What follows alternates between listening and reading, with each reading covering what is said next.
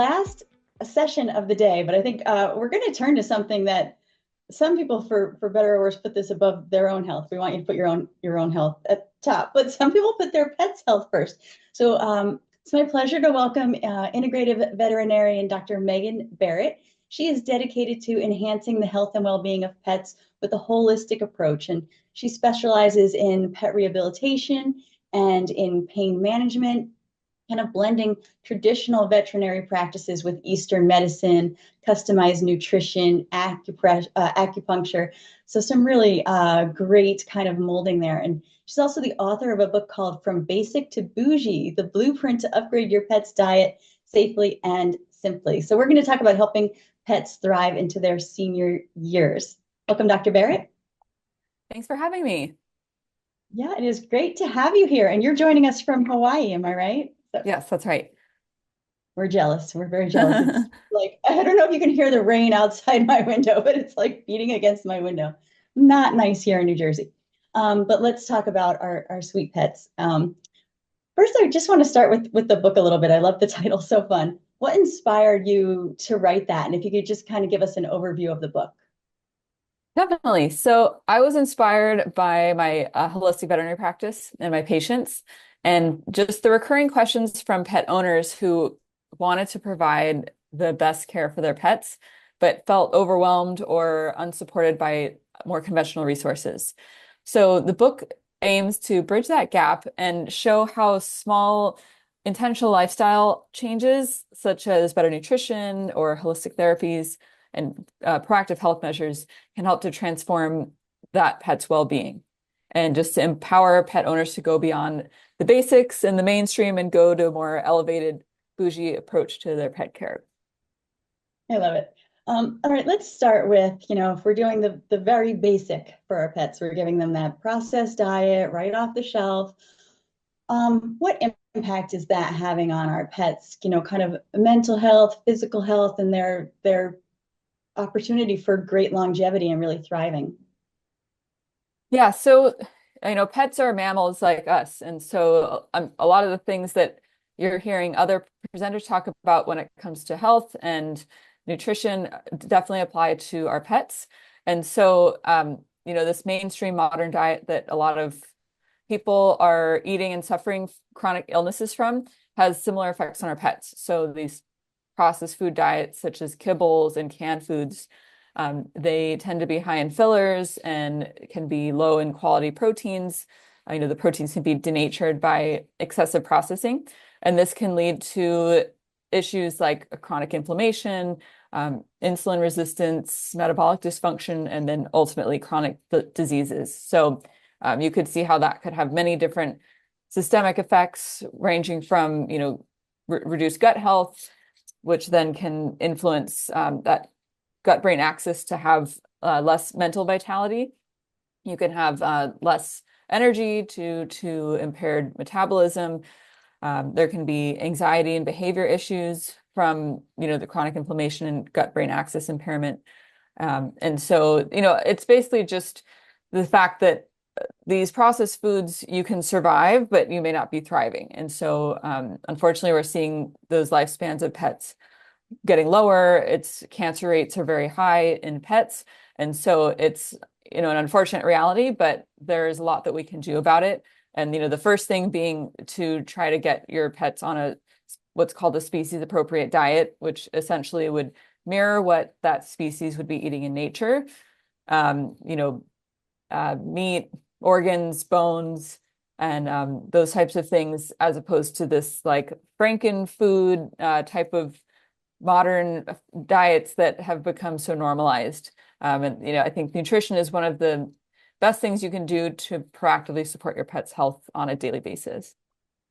Yeah, I think so I have a pandemic puppy that we got in 2020, and there were 10 in the litter, and we're all in a group chat together. We actually had a puppy family reunion with their mom That's last week. awesome.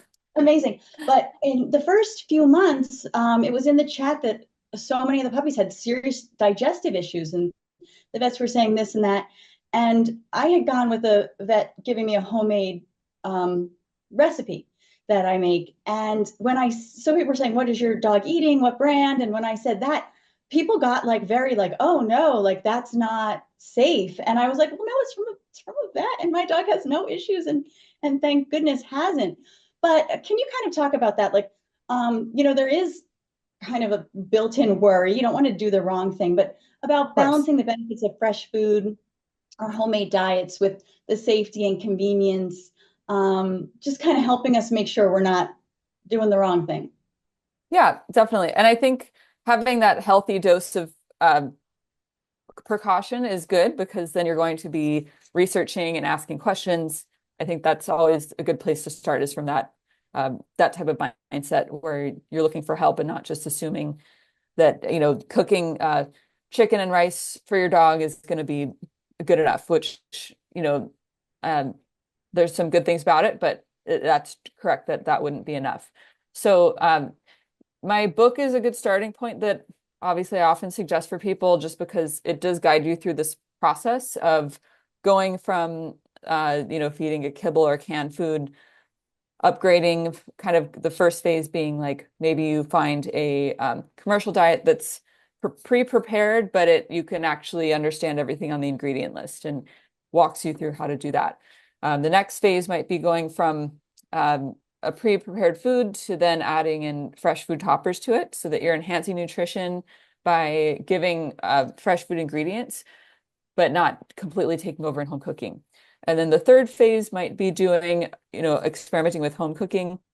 And obviously, we want to use recipes that have been looked at with a formulation software and, expertise to understand that all of the essential nutrients that need to come in through the diet will be present and in the proper amounts. And especially for your puppy and, dogs at certain life stages, whether they're a small breed versus large breed puppy, those are all things that we take into account. And so using an appropriate recipe for your dog's age, life stage is important factors. But yeah, there's fortunately nowadays a lot of commercially made options that are either pre-prepared or they have like meal prep services that can cook the food and deliver it to your house for pets. There's a lot of frozen raw food options that are really easy because you can just buy it in bulk and then thaw it out as needed. So if you're a little bit more hesitant, that's a good place to start is just something that has been made. But then if you want to go into that realm of cooking and doing it yourself, just making sure that you're using a recipe from a trusted source, whether that's a veterinarian or a pet nutritionist, to ensure that the diet has everything that it needs. And just being aware too that most home cooked recipes for pets would either need quite a few ingredients or they will need some supplements added in. Because as I mentioned before, dogs and cats in nature, they're going to not just be eating the muscle like we do as modern people. They also need to eat some of the bones and the organs and be getting the calcium and the nutrient dense vitamins and minerals that come with those types of body parts.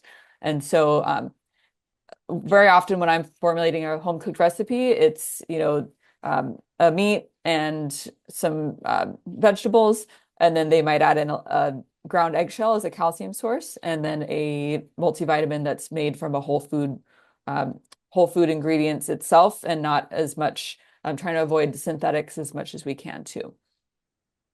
Yeah, and then you kind of alluded to it, but it's going to change as your pet ages too. So since we're here talking about healthy active aging, can you talk about some of the ways a pet's nutrition needs change with age and maybe some general adjustments that owners should be thinking about as they start to get up there in years?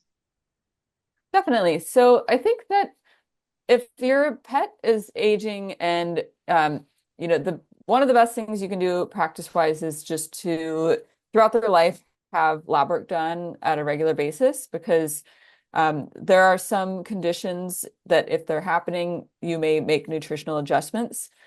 But if you have good blood work that's happening for your pet on a regular basis where things are looking normal, they can basically stay on an adult dog food. They don't need to be on a senior food per se. That's one thing that's like in the kibble realm.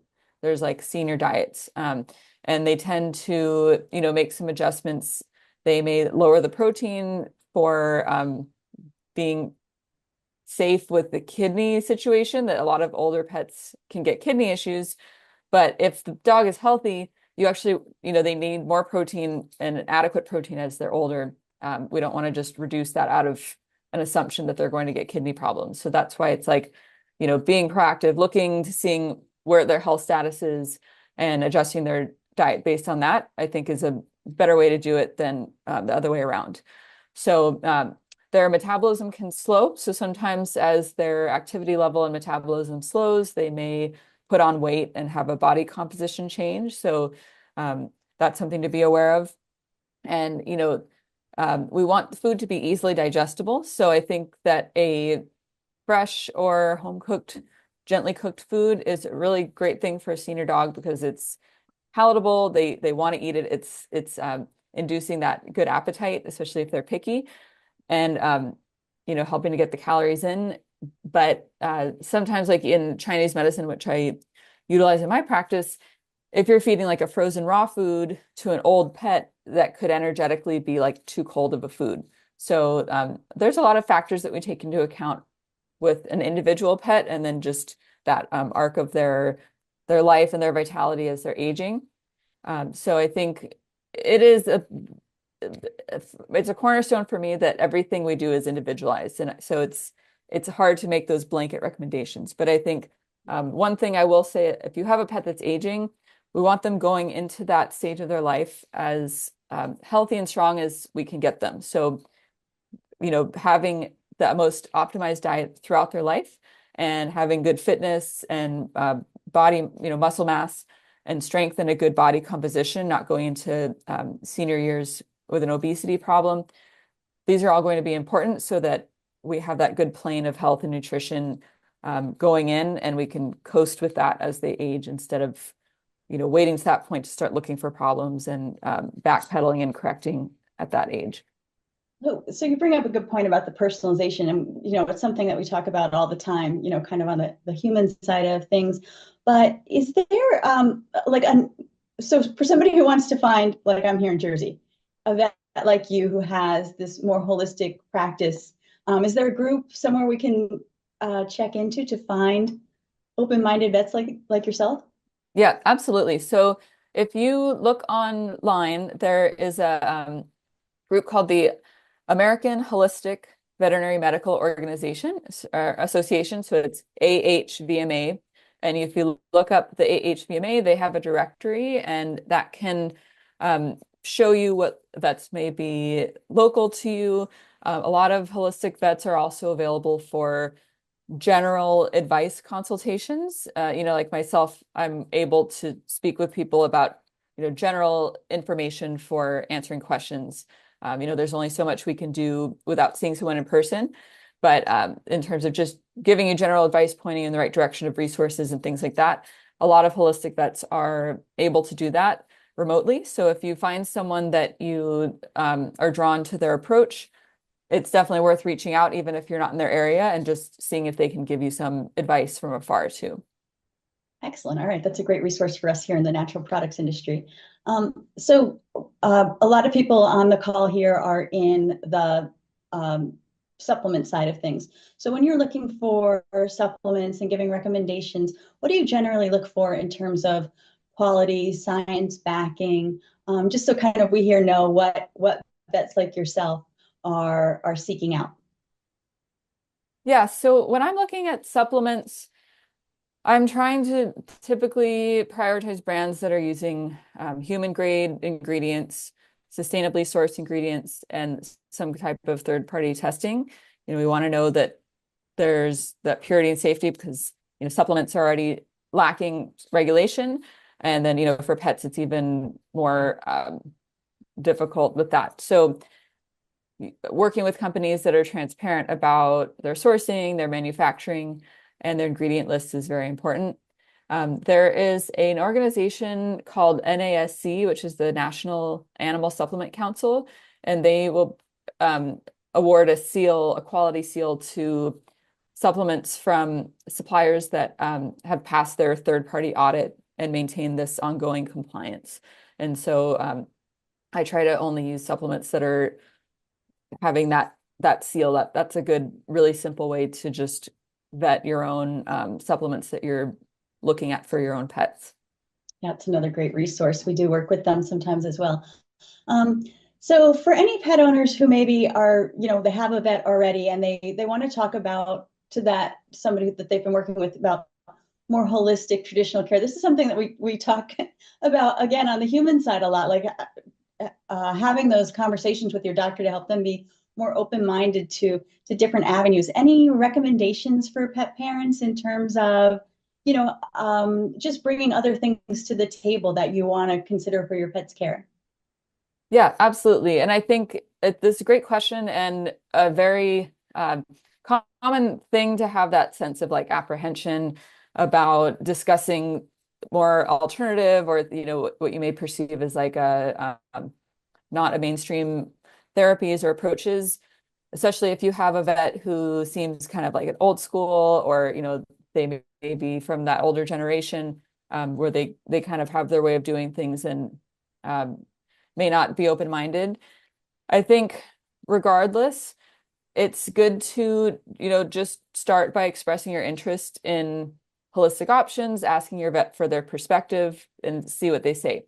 You could share what goals you have for your pet, such as, improving their longevity, their quality of life, and just ask if they're open to integrating treatments such as acupuncture or herbs or supplements, nutritional adjustments that are beyond like the prescription diets. And just seeing what they say. And if they are seeming relatively open-minded, you can always offer them other resources that you've come across in your own research. And I think that's can encourage an open dialogue. However, and I think most vets are pretty open to these things, even if they don't know everything about it. The hope is that they'll be supportive as you, their client, bringing something to them that, they could even learn from. What I do also tell people is that if your vet, if this is an approach you're interested in and your vet is very unsupportive and even might make you feel bad or judged for bringing it up, then it's okay to get second opinions. It's okay to have other vets on your team. The hope is that everyone's working together for the benefit of your pet's well-being and you feeling supported and in alignment as the pet owner. So, it can be a hard first conversation to have, but I think that it is worth having and seeing how that conversation goes.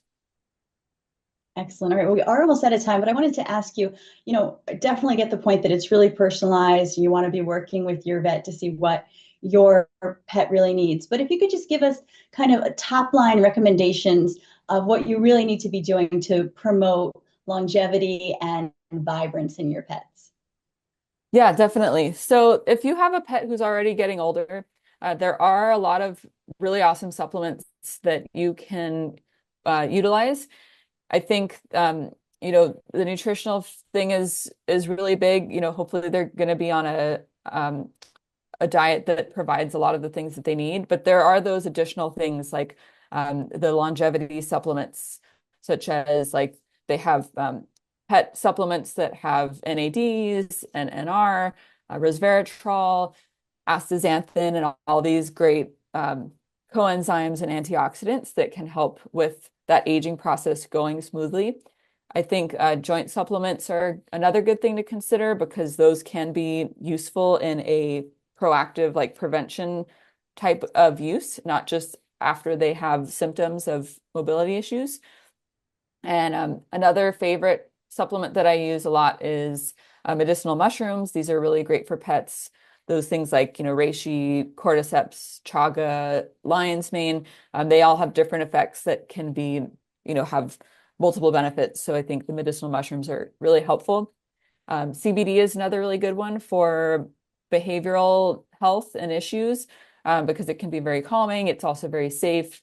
Dogs have that endocannabinoid system just like we do, and utilizing that can be a nice and natural way to promote some calmness and well-being. So I think, there's looking for supplements that are tailored for senior pets, making sure that they fit that criteria for quality, and then, trying things and just sticking with them and being consistent. Just like for ourselves, you wouldn't expect to see results after you take a supplement for 2 weeks.